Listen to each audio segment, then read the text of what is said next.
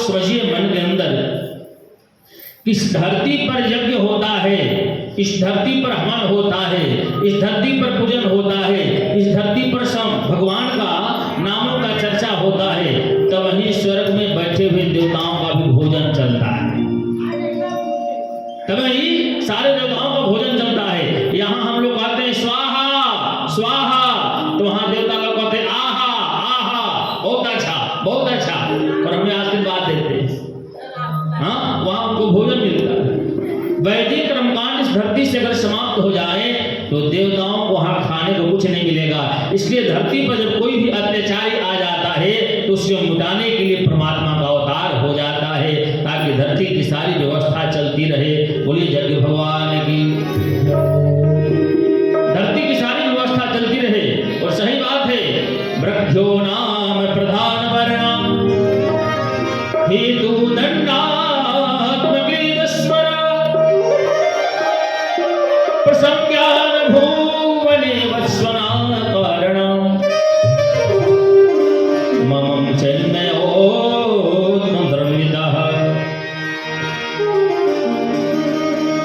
भगवान का हवन पूजन ही आहार है।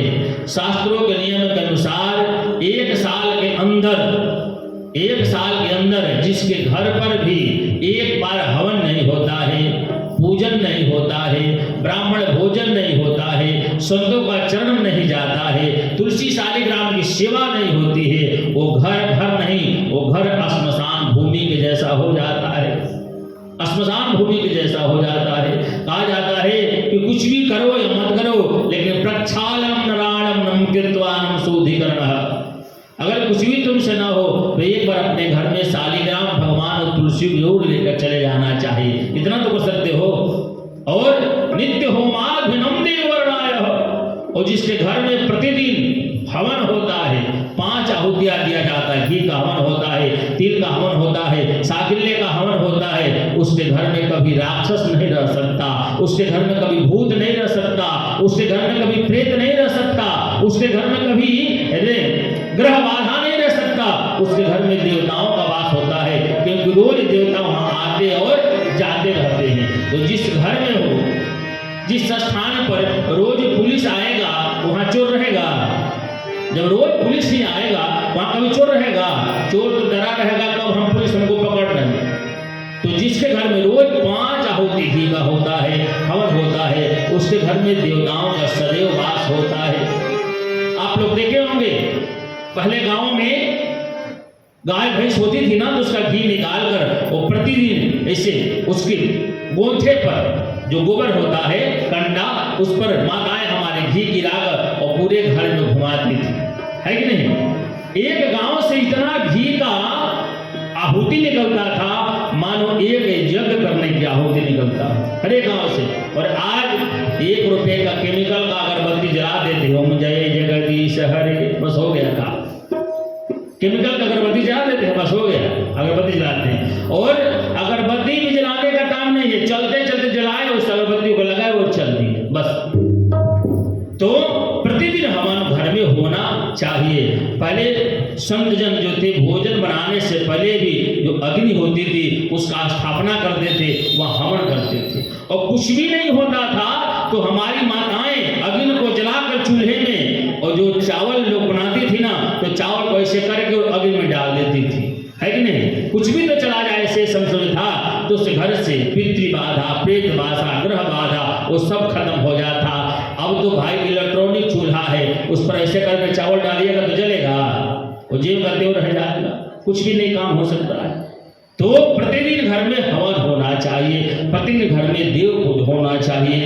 और संग्रामे प्रभान करणाम गतिसाम शांतात्मन्विता मम गोचरे स्वकारणे शर्वीनाम भवनत्वरा। और आप अगर हमेशा चाहते हो मेरे घर में मंगल हो, मेरे घर में कभी अमंगल हो, हमेशा मंगल हो, शांति बनी रहे, परिवार में एकता बना रहे, ग्रह बाधा न हो, प्रेत बाधा व्यक्ति को प्रतिदिन अपने घर में गीता का पाठ करना चाहिए। क्या करना चाहिए? भगवान कृष्ण की गीता का पाठ करना चाहिए। लेकिन पाठ हिंदी में नहीं, संस्कृत में ही किया जाता है। हाँ, श्लोक है गीता का, क्योंकि जिसके घर में प्रतिदिन गीता का पाठ होता है वहाँ साक्षात भगवान कृष्ण का वास होता है। यत्र योगेश्वरः कृष्णो यत्र पार्थो धर्मोधर तत्र श्री विजयम भूति ध्रुवा नीतिर्मतिर्ममः। जिसके यहाँ गीता का पाठ प्रतिदिन होता है उसके घर में साक्षात भगवान नारायण का वास होता है। इसलिए सदैव व्यक्तियों को गीता का पाठ करना चाहिए। हमारे देश के मुस्लिम समाज में रहने वाले डॉक्टर अब्दुल कलाम जी प्रतिदिन गीता के पाठ किया करते थे। इसलिए हम सत्य सनातन धर्म को मानते हैं तो हवन पूजन गीता का पाठ तो ध्यान होना चाहिए। बोले लक्ष्मी नारायण भगवान की। ब्रध्यात्मनाम गोचरस्वनाम करणाम द्रवितस्वनाम यौवनंबर। सभी लोग देवता लोग भगवान नारायण को, भगवान ब्रह्मा को, आदि सब देवताओं को आगे करके कहां पहुंच गए? कैलाश पर्वत पर। बोले कि जिसका यज्ञ है, जिसने यज्ञ को खंडित किया है वही यज्ञ को पूरा कर सकते हैं। सभी लोग जाकर और भगवान शंकर की प्रार्थना करते हैं। बोलिए शंकर भगवान की। कि आयो तेरे शरण में प्रभु लाखो लाज हमारी। आयो तेरे शरण में प्रभु लाखो लाज हमारी। लाखो लाज हमारी प्रभु जी, लाखो लाज हमारी। लाखो लाज हमारी प्रभु जी, लाखो लाज हमारी। लाखो लाज हमारी प्रभु जी, लाखो लाज हमारी।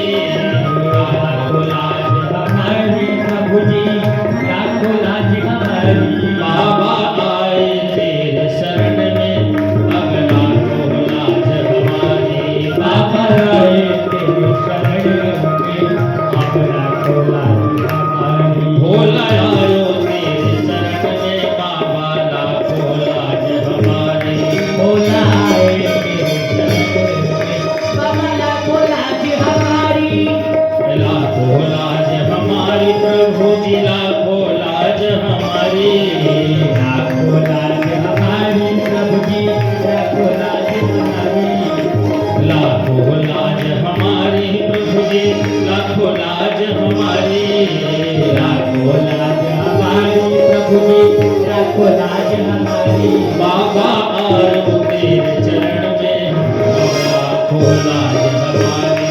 बाबा आयो तेरे चरण में प्रभु लाखो लाज हमारी।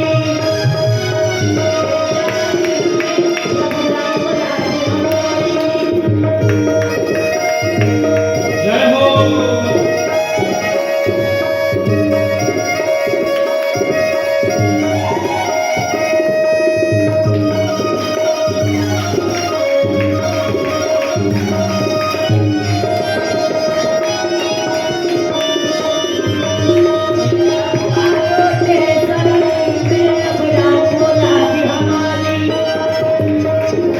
त्रिपुरारी तुमसे निवेदन,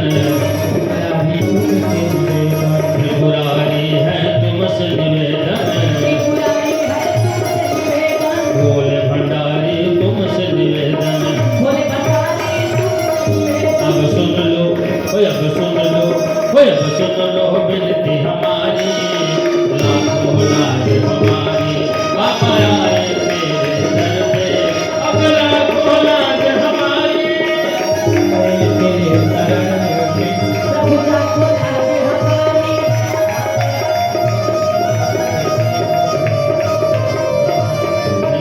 लाखो लाज हमारी। भोले सुन लो ये त्रिपुरारी। लाखो लाज हमारी भोले सुन लो ये त्रिपुरारी। लाखो लाज हमारी प्रभु जी सुन लो ये त्रिपुरारी। लाखो लाज हमारी प्रभु जी सुन लो ये त्रिपुरारी। भोले आए मेरे शरण में अब लाखो लाज हमारी। भोले आए तेरे शरण में प्रभु लाखो लाज हमारी। बाबा आयो तेरे शरण में अब लाखो लाज हमारी।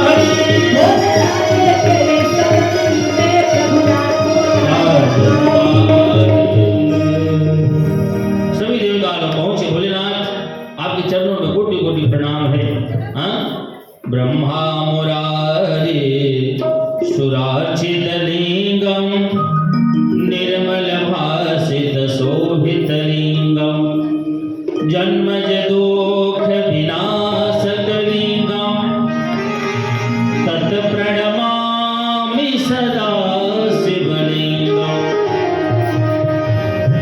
सभी देवताओं ने निवेदन किया, दक्ष सुयज्ञ विनाश